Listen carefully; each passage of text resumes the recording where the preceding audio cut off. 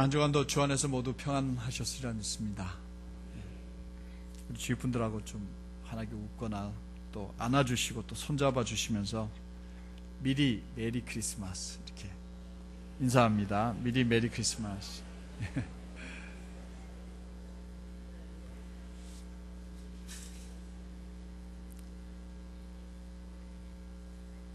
즐거운 성탄 맞이하시길 바랍니다. 광고 시간에도 말씀드렸지만 25일 날은 모든 세대가 다 함께 11시에 모여서 성탄 축하 예배를 드리도록 하겠습니다. 1부, 2부 예배가 없음을 기억하시고 11시에 다 같이 모여주시기 바라고요. 연합여전대에서는 떡국을 굴을 넣어서 이렇게 맛있게 끓일 겁니다. 그리고 우리 김성남 집사님, 성승남 집사님 가정에서 떡을 또 준비했습니다. 그리고 식사 후에는 또 보링대회도 있을 예정이고요. 각 기관에서도 유익한 시간들 보내시고 가족들끼리 즐거운 성탄을 보내시기 바랍니다. 이제 오늘까지만 얘기하고 얘기를 안 하렵니다. 20년 전에 성탄절날 바로 전날이었죠. 제 친구가 교통사고로 어머님과 아들 그리고 누님과 함께 세상을 떠났습니다. 친구 목사님 때문에 어제부터 그 이후로 저는 그 성탄이 참 울적했습니다. 슬펐고 또 아픔으로 자꾸 기억되는 그런 왜곡된 성탄을 제가 지내야 했습니다. 그래서 제가 자꾸 설교 시간에 그 얘기를 하니까 성도들 자체도 분위기가 우울해져가지고 이제 다시는 얘기하지 말아야 되겠다 생각을 했는데 이번에 이제 28일 날 마지막으로 20주기 추도 예배를 준비해서 드리고 이제 모두 정리를 하려고 생각을 합니다. 근데 그런 게 잘 안 잊혀지더라고요. 저는 이런 생각을 가지고 성탄을 맞이하는데 반대로 세상에 많은 사람들이 성탄을 참 기쁘게 맞더라고요. 당연히 그래야 되는데 세상 사람들이 맞는 그 성탄의 기쁨에는 왜곡된 면이 없지 않아 참 많다는 생각이 듭니다. 왜 성탄을 우리가 기쁘게 맞아야 되는지 그 의미를 잘 깨닫지 못한 채 먹고 마시고 즐기는 방법으로 성탄을 맞이하고 있습니다. 이들처럼 성탄이 즐거운 날인 것은 분명하지만 그래도 그 즐거움이 방종과 무절제한 타락을 의미하는 것은 결코 아닐 겁니다. 예수님이 이 땅에 오실 때도 그때는 호적 등록하는 일 때문에 그 베들레헴에 여관이 10,000원이었는데 요즘에는 성탄절 되면은 무슨 이유인지 모르겠지만 어쨌든 요즘에도 여관이 10,000원입니다. 그저 젊은이들이 성탄절날 그저 즐기면서 밤을 꼬박 새워가면서 친구들과 어울려 술을 절제하지 않고 퍼마시고 그리고 보내는 성탄이 되고 말았죠. 과연 성탄의 의미가 이런 것일까요? 우리들에게 성탄이 왜 기쁘고 감사하고 또 축복된 은총의 날이 되어야 할까? 여러분들 그렇게 생각해 본 적이 있으십니까?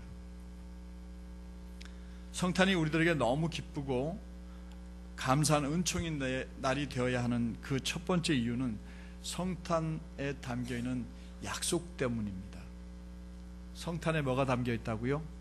약속이 되어 있습니다. 성탄에는 온 인류를 향한 엄청난 약속이 그 안에 담겨져 있습니다. 그게 뭐냐면 바로 오늘 우리가 읽은 본문 속에 그 내용이 나와 있습니다. 마리아에게 나타난 천사가 한 말 속에서 우리는 찾아볼 수 있습니다. 21절 말씀을 쉬운 성경으로 한번 같이 읽어보도록 할까요? 다시 읽어봅니다. 마리아가 아들을 낳을 것인데 이름을 예수라고 하여라. 그가 자기의 백성을 죄에서 구해낼 것이다. 천사 가브리엘이 처녀 마리아에게 나타났습니다. 그리고 말했습니다. 아들을 낳을 것이다 라고 말이에요. 그리고 그 아들의 이름을 예수라고 하라고 명령합니다. 왜 예수라고 이름을 지을 것을 명령하셨냐면 그 아이가 그를 믿고 따르는 이 땅의 모든 백성들을 죄에서부터 구원해 주실 아이이기 때문이다 라고 이렇게 말한 것입니다. 여기서 우리는 우리 자신뿐만 아니라 온 인류에게 주신 굉장히 기쁘고 감사한 약속 하나를 발견하게 됩니다. 바로 예수라는 이름을 통해서 하나님께서는 죄에서 모든 사람들을 구원해 주신다는 약속입니다. 그래서 성탄이 기뻐야 합니다. 예수라는 이름은 주께서 구원해 주신다라는 뜻을 지닌 여호수아라는 히브리어 이름을 그리스 이름으로 지저스, 예수 이렇게 바꾼 겁니다. 요즘 이스라엘 땅에서 예수님을 메시아로 믿는 유대 그리스도인들이 일어나기 시작했습니다. 약 15,000명에서 500만 명의 유대인 중에서 한 15,000명에서 한 18,000명 정도가 예수님을 메시아로 믿는 사람들이 일어나기 시작했어요. 이 사람들을 메시아닉 주라고 부릅니다. 이들은 이 예수님을 예수라고 부르지 않고 예슈아 이렇게 부릅니다. 물론 우리가 부르는 예수와 같은 의미를 가진 거죠. 예수가 메시아다 이런 뜻입니다. 우리가 잘 아는 것처럼 출애굽 당시에 여호수아는 절망과 고통 속에서 울부짖던 이스라엘 백성들을 모세와 함께 애굽 땅에서 이끌어내어서 가나안까지 인도한 사람입니다. 모세는 미처 가나안 땅에 들어가지 못했지만 여호수아는 가나안 땅으로 그 백성들을 끌고 들어가서 가나안을 정복하고 백성들에게 지파별로 땅을 나누어 준 그야말로 위대한 구원자이고 메시아입니다. 2000년 전 베들레헴 마을관에서 태어난 예수님께서도 이 악한 세상에서 우리를 하나님 나라로 인도해 주시기 위해 이 땅에 오신 분이십니다. 예수님의 탄생에는 이런 엄청난 약속이 담겨 있기 때문에 우리들에게 성탄은 기쁜 날이고 은총의 날일 수밖에 없습니다. 죄악으로 지옥에서 영원한 형벌을 받아 영원히 죽을 수밖에 없는 우리들, 죄의 문제로 고민하고 갈등하는 우리 모두들에게 죄에서 노임받고 구원받아서 하나님 나라에서 영원한 삶을 누릴 수 있다는 약속은 정말 큰 기쁨의 소식이고 감사한 일일 수밖에 없습니다. 저도 약속 때문에 참 기쁘고 행복했고 감사했던 기억들이 참 많이 있습니다. 우리 남자분들은 대부분 경험하셨겠지만 제대 그 특명이라고 그러는데 뭐 특별한 명령은 아닌데 제대 며칠 날 제대한다 이렇게 날짜를 받아놓고 이제 지내는 시간들 굉장히 기분 좋습니다. 하루하루가 얼마나 참 좋았던지요. 제가 총각 시절을 보냈던 청주 미평교회 다녔을 때 같이 신앙했던 생활했던 분들이 오늘 이렇게 같이 나온 분이 계시는데, 그때 제가 총각 시절 청주에서 혼자 떨어져 지내면서 우리 사람하고 연애를 했었습니다. 근데 혼자 지내다 보니까 굉장히 힘들었습니다. 근데 결혼 날짜가 정해졌습니다. 하루가 얼마나 행복했는지 지금도 그때 생각이 납니다. 아이를 가졌어요. 그리고 아이가 여자애라고 얼핏 그렇게 얘기를 들어서 우리 사람은 열심히 빨간색으로 다 준비해놨는데 9째 달 되는 날 갔더니 이상한 게 달렸네요. 그 바람에 또 제가 얼마나 그 아이를 기다리면서 행복했는지 모릅니다. 이처럼 뭔가 약속되어져 있고 그 약속을 기다리는 것은 너무너무 기쁜 일이에요. 예수 그리스도의 탄생은 저뿐 아니라 이 땅의 온 인류를 죄악에서 구원해 주실 것이라는 약속이 담겨있기 때문에 성탄은 그 사실을 믿는 모든 사람들에게 기쁘고 감사한 은총의 날이 되어야 하는 것입니다. 사랑하는 성도 여러분, 2000년 전 예수님께서 당신의 백성들을 죄에서 구원해 주시거나 약속하신 이 약속을 이루시기 위해서 예수님이 이 땅에 보내주셨음을 믿고 성탄을 기쁨으로 감사함으로 즐기는 여러분들, 보내시는 여러분들 되시길 주의 이름으로 당부드립니다. 성탄절이 우리들에게 너무 기쁘고 감사한 은총의 날이 대한 두 번째 이유는 성탄 안에 사랑이 담겨 있기 때문입니다. 성탄에는 에덴 동산에서 당신의 손으로 흙을 빚어 당신을 닮은 존재인 인간을 만들어 놓으셨는데 하나님이 그 인간을 버리고 새로 만들 수가 없어서 하나님이 다시 그들을 구원하기 위한 하나님의 계획이, 그 사랑이 고스란히 성탄 안에 담겨져 있다는 겁니다.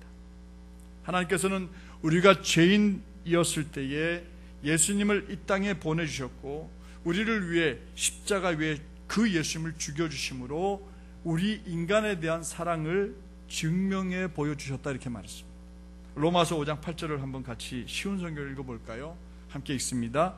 근데 그리스도께서는 우리가 아직 죄인이었을 때에 우리를 위해 죽으셨습니다. 이것으로써 하나님께서는 우리를 향한 그분의 사랑을 나타내셨습니다. 성탄이 뭡니까? 하나님이 우리를 사랑하신다고 말씀하셨고 그 사랑에 대한 증거로 예수를 이 땅에 보내주신 겁니다. 그리고 예수를 십자가에 죽게 하신 것입니다. 십자가에 죽게 하기 위해서 우리를 예수 그리스도를 이 땅에 보내주신 겁니다. 결국 성탄은 우리에 대한 하나님의 사랑을 의미합니다. 그런데 하나님의 사랑만 성탄 안에 녹아있는 것이 아닙니다. 또 다른 사랑이 숨겨져 있습니다. 그것은 바로 요셉의 사랑입니다. 바로 마리아의 약혼자 요셉의 마리아에 대한 진실한 사랑이 성탄 안에 숨겨져 있습니다. 그래서 성탄은 사랑입니다. 요셉의 마리아에 대한 사랑이 두 곳에서 증명이 됩니다. 하나는 약혼자인 자기도 모르게 잉태한 것을 소문내지 않고 해결하려고 애쓰는 요셉의 모습에서 발견할 수 있습니다. 19절 한번 같이 읽어보도록 할까요? 함께 읽습니다. 마리아의 남편 요셉은 의로운 사람이었습니다. 그는 마리아를 창피하게 만들고 싶지 않아서 조용히 파혼하려고 하였습니다.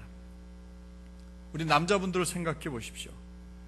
여러분들은 여러분들과 동침한 적이 없는 약혼녀가 임신한 사실을 알게 되었다고 생각해 보십시오. 여러분들은 어떻습니까? 몇 가지 생각이 떠오르겠죠. 첫 번째, 아무 생각이 안 든다. 두 번째, 미치겠다. 세 번째, 웃자면 좋지. 이런 생각들이, 오만 생각들이 교차할 겁니다. 남자는 그리고 당연히 파혼을 생각할 겁니다. 사람들이 묻죠. 왜 파혼하는 거냐고.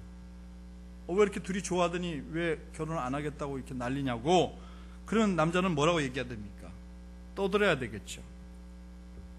파혼에 대한 책임이 나에게 없다고 이야기하려면 저 여자 갑자기 애를 가졌대. 이렇게 떠들 겁니다.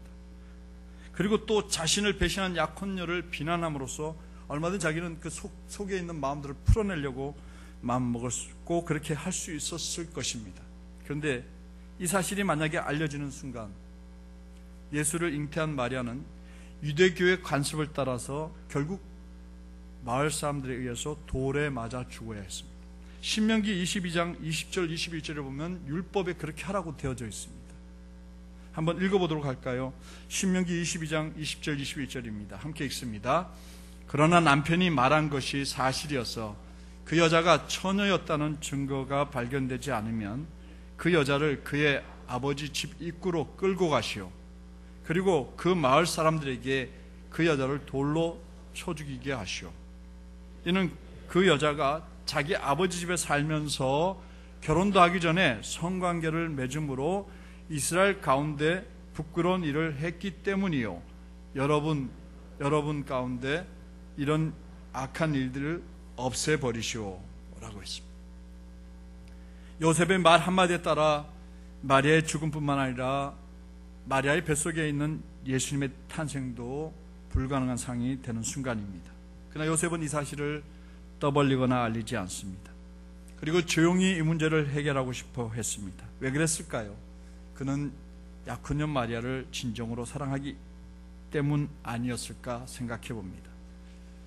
진심으로 마리아를 사랑하는데 남의 아이를 가진 것은 분명한 현실입니다. 아무리 마리아가 다른 남자와 잔 적이 없다고 성령으로 말미암아 잉태됐다고 천사가 말해줬다고 해도 누구도 경험한 적이 없고 들어본 적도 없고 이해할 수도 없는 변명의 여지가 없는 남의 아이의 임신을 요셉이 어떻게 받아들일 수 있었겠습니까? 그러나 요셉은 설령 그렇다 하더라도 자기가 사랑하는 마리아를 비난하기를 원치 않았던 것입니다. 그래서 조용히 파혼하려고 했던 겁니다. 이것이 성탄을 만들어낸 요셉의 사랑입니다. 게다가 24절 이하에 보면 요셉의 또 다른 사랑이 성탄에 담겨져 있습니다. 괴로워하고 있는 요셉에게 가브리엘 천사가 나타나 모든 이야기를 설명해 주었습니다. 그자 요셉은 천사가 한 말을 그대로 믿기로 했습니다. 그리고 천사가 분부한 대로 행하여 마리아를 버리지 않고 데리고 왔습니다. 그리고 요셉은 아들을 낳기까지 동침하지 않았습니다. 비난하지 않았을 뿐만 아니라 버리지도 않았고 성령의 지시하신 대로 순종한 것입니다. 그리고 젊디 젊은 요셉은 자신이 사랑하는 여인을 데리고 와서 함께 지내면서 그 몸에 손을 대지 않았습니다. 이것이 요셉의 두 번째 사랑입니다. 이것이 무엇을 의미합니까? 성탄에는 참사랑의 의미가 고스란히 담겨져 있습니다. 참사랑은 자기 만족을 채우는 것이 아니라는 겁니다. 자신의 욕망을 채우는 행위가 사랑일 수 없습니다. 사랑은 배려입니다.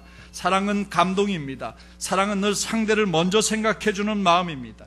그래서 하나님께서 죄인된 우리를 먼저 생각해 주셔서 예수님을 이 세상에 보내주셨고 인간에 대한, 우리들에 대한 사랑을 확증해 보여주셨던 것입니다. 그리고 젊은 요셉은 약혼녀를 비난하거나 욕하지 않고 조용히 문제를 해결하였을 뿐만 아니라 더 나아가 천사의 말을 믿고 마리아를 배려해서 예수님을 낳을 때까지 손을 대지 않았습니다. 성탄은 우리들에게 진정한 사랑이 무엇인가를 가르쳐 주기 때문에 우리는 이 성탄을 기쁜 마음으로 맞아야 한다는 겁니다. 저는 이번 성탄절에 여러분들이 정말 사랑하는 분들에게 요셉과 같이 감동을 끼치는 성탄이 되기를 부탁을 드립니다. 평소 너무 많이 수고하는 남편을 위해서 우리 부인된 여러분들이 성탄 이벤트를 좀 준비하시기 바랍니다. 또 정말 아내를 위하여 우리 남자분들이 성탄 이벤트를 준비하시기 바랍니다. 마음에 꼭 드는 선물, 마음이 꼭 담겨있는 선물을 준비하시기 바랍니다. 그리고 꼭 입으로 고마운 마음을 표시하시기 바랍니다. 입으로 사랑한다고 말하십시오. 그리고 고맙다고 말하십시오.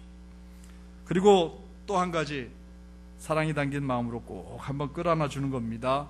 그리고 더 이상 진행은 하지 마십시오.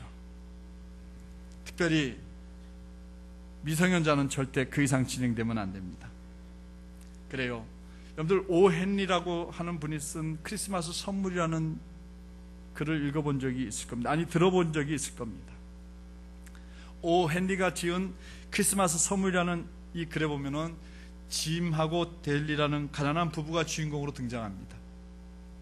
유난히 서로 사랑했던 이들은 크리스마스가 다가오자 고민에 빠지게 됩니다. 사랑하는 남편을 위하여, 아내를 위하여 선물을 준비하고 싶은데 살 돈이 없었습니다. 고민 끝에 남편 짐은 자기가 너무나 소중하게 간직해온 시계를 팝니다. 그리고 황금 폭포 같은 머리카락을 가진 부인이 늘 갖고 싶어 했던 보석이 장식된 고급 머리빗을 준비하였습니다. 반면에 부인 델라는 자신의 탐스러운 머리카락을 팔아서 남편에게 줄 시계줄을 준비합니다. 일가를 마치고 성탄절날 집안에서 부부가 서로 만났습니다. 부인의 머리는 스카프로 둘러져 있고요. 결국 머리카락을 자른 부인은 남편 짐에게 시계줄을 건넵니다. 그리고 머리카락을 잘라버린 부인에게 남편 짐은 보석이 박힌 머리빗을 내밀게 됩니다. 부인 델라는 사실 빗이 더 이상 필요 없었고 또 남편 짐은 시계줄이 필요 없는 상황이 되고 말았습니다.